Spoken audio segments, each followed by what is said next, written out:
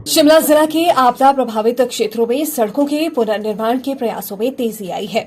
वहीं लोक निर्माण विभाग और ग्रामीण विकास विभाग में नई ऊर्जा के साथ दिन रात सड़क बहाली के कार्यों में जुट गया है। ये बात लोक निर्माण मंत्री विक्रमादित्य सिंह ने पत्रकारों से अनौपचारिक बातचीत में कही। उन्होंने कहा कि क्षतिग्रस्त सड़कों की मुरम्मत और से परिवहन निर्बाध रूप से सुनिश्चित करने के लिए अस्थायी विकल्प भी तैयार किए जा रहे हैं। जिला शिमला है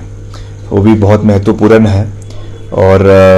अब जाकर पता चल रहा है कि इस इलाके में भी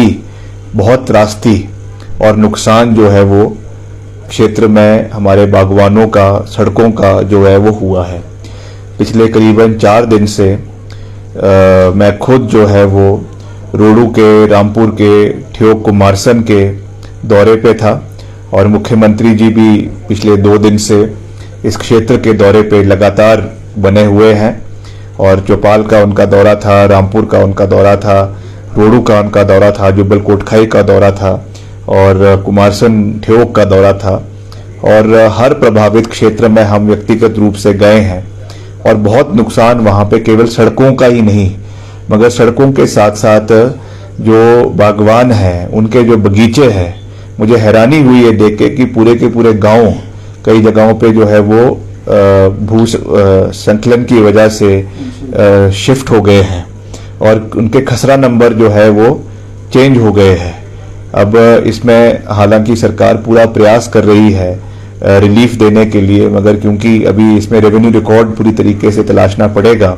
तो उसको आने वाले समय में उसके ऊपर कार्रवाई होगी। मगर मुख्यमंत्री जी ने जो फौरी राहत इस क्षेत्र के लोगों को दी है, मैं समझता हूं कि ये एक रामबाण की तरह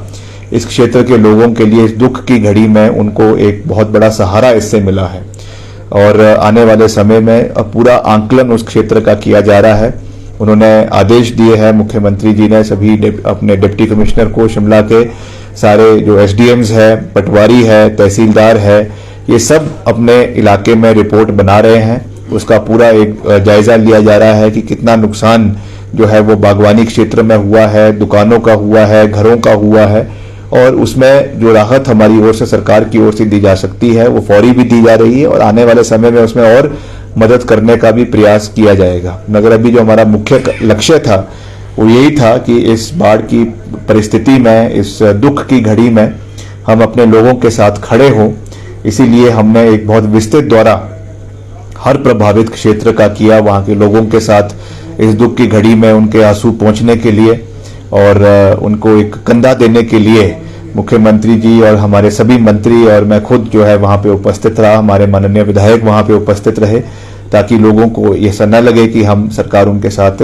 इस समय नहीं है। अब सबका तो हम पूरा नहीं कर सकते हैं क्योंकि बहुत बड़ा नुकसान हुआ है, सरकार की जो रिसोर्सेज है वो भी लिमिटेड है, मगर उसके बावजूद मुख्यमंत्री जी ने अपना जो सरकारी कोष है उसको पूरे तरीके से खोल दिया है और पूरा सहयोग किया जा रहा है। मैं खुद इस बात का साक्षी हूं। हमारे डिविजन्स भी, जितने पीडब्ल्यूडी के डिविजन्स है इस पूरे इलाकों में, उनको भी कई जगहों पे आवश्यक अनुसार कहीं 1 करोड़, कहीं 2 करोड़, कहीं 3 करोड़, कहीं 4 करोड़, इस तरीके से जो है वो पूरा आवंटन पैसे का इन सभी डिविजन्स में पीडब्ल्यूडी का किया गया है और उनको भी